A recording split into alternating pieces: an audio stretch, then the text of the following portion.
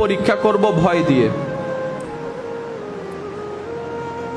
সম্পদ নষ্ট করে, আপনজনদেরকে তোমার কাছ থেকে কেড়ে নিয়ে, আরো বিভিন্নভাবে আমি তোমাদেরকে পরীক্ষা করব, এতটুক জেনে রাখো। যেহেতু আল্লাহ জানাই দিয়েছেন, তার মানে পরীক্ষা নিবেন। যেহেতু আল্লাহ জানাই দিয়েছেন, আপনাকে পরীক্ষা নিবেন। এবার আপনি যতদিন এই দুনিয়ার মধ্যে থাকবেন, এই পরীক্ষা আপনাকে সম্মুখীন হতেই হবে। হয়তো এইভাবে, না হয় এইভাবে, না হয় আপন দিয়ে, না হয় পর দিয়ে, আপনাকে এই পরীক্ষার সম্মুখীন হতেই হবে, এতটুকু মনে বসাই নেন। এবার পরীক্ষা যখন সামনে, ইচ্ছা করুক না করুক, মনে ভয় লাগুক না লাগুক, পরীক্ষার হলে তো যেতে হবে। এখন আপনার পরীক্ষা যখন সামনে, আপনাকে তো পড়ালেখা করতেই হবে। সেজন্য দেখলেন না এসএসসি পরীক্ষার মধ্যে যখন আমার ভাই বোনেরা পড়ালেখা করে নাই, যখন হঠাৎ করে অ্যানাউন্স হয়েছে পরীক্ষার সময়, সবাই পড়ালেখা হুরুস্তুল পড়ালেখা শুরু করেছে। এই সামনে এসএসসি পরীক্ষা আসবে, আমার ভাই বোনেরা হুরুস্তুল পড়ালেখা করছে। এতদিন পড়ি নাই আমরা, সেটা এখন টানতে হচ্ছে আমাদেরকে। কথা বলেন ঠিক না? এবার আপনাকে পরীক্ষা দিতে হবে। এবার আপনি পরীক্ষার জন্য প্রস্তুতি যদি নিতে পারেন, আপনার জন্য সফলতা সহজ। এবার পরীক্ষার প্রস্তুতি কিভাবে নিবেন এবং সফলতা কিভাবে হবেন, সেটাও আল্লাহ পাক কোরআনের আয়াত দ্বারা বুঝাই দিয়েছেন। বলেন না সুবহানাল্লাহ? আরেকটু জোরে বলেন।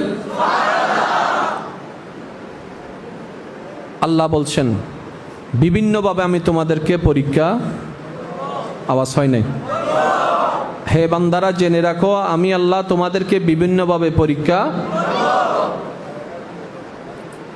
কিন্তু ওয়াবাশশিরিস সাবিরিন, শুভ সংবাদ আমি আল্লাহ জানাই দিলাম তাদের জন্য যারা সেই বিপদ আপদ মুসিবতের মধ্যে এসে শয়তানের পাল্লায় না পড়ে আমি আল্লাহর উপর সন্তুষ্ট থাকতে পেরে ধৈর্য ধারণ ধরে থাকতে পারে, ধৈর্য ধারণ করে থাকতে পারে। আমি আল্লাহ শুভ সংবাদ তাদের জন্য শুনাই দিলাম। তার বিপদও আছে, শুভ সংবাদও আছে। একটু খেয়াল করবেন, বিপদও আছে, শুভ সংবাদও। এবার বলেন তো কোনটা আগে? জোরে বলেন না। শুভ সংবাদ, শুভ সংবাদ। এবার শুভ সংবাদ চাই না কে? সবাই চাই।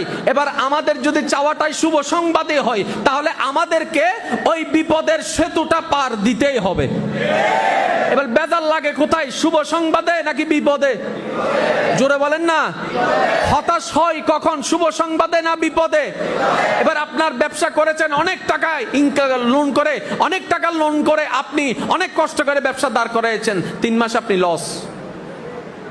এবার আপনার সব দিক থেকে সবাই চাপ দেওয়া শুরু করলো, টাকা দাও টাকা দাও টাকা দাও। এখন আপনি ডানো বামো সামনো পিছনো পথ দেখতে পাচ্ছেন না। এই কৌশলগুলো যদি আল্লাহর ওয়াস্তে যদি আমরা শিখে ফেলতে পারি, সবার আমাদের মধ্যে ঈমানের আলো জ্বলে উঠবে। সুবহানাল্লাহ।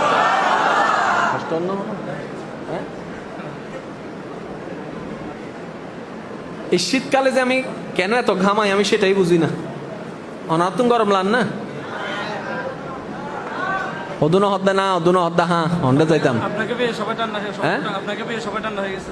ইতারা মনে কষ্ট পার ফানলার।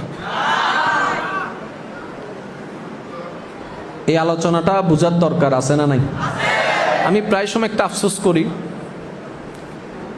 কোরআন যার কাছে আছে, হাদিস যার কাছে আছে, তার কাছে আর পৃথিবীর কোনো কারো কাছে পরামর্শ নেওয়ার দরকার।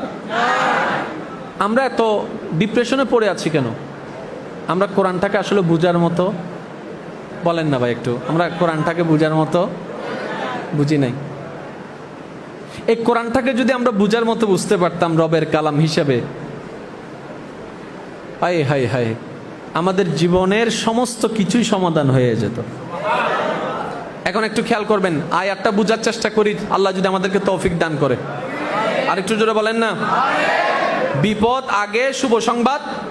তাহলে আপনার আমার টার্গেট কি? শুভ সংবাদ। তাহলে শুভ সংবাদ যদি এখানে হতে পারে, 1 সপ্তাহ হতে পারে, 1 মাসও হতে পারে, 1 বছরও হতে পারে, 10 বছরও হতে পারে। ওই টাইম আপনি আমি শনাক্ত করতে পারবো না, ওই টাইম আপনি আমি সিলেক্ট করতে পারবো না।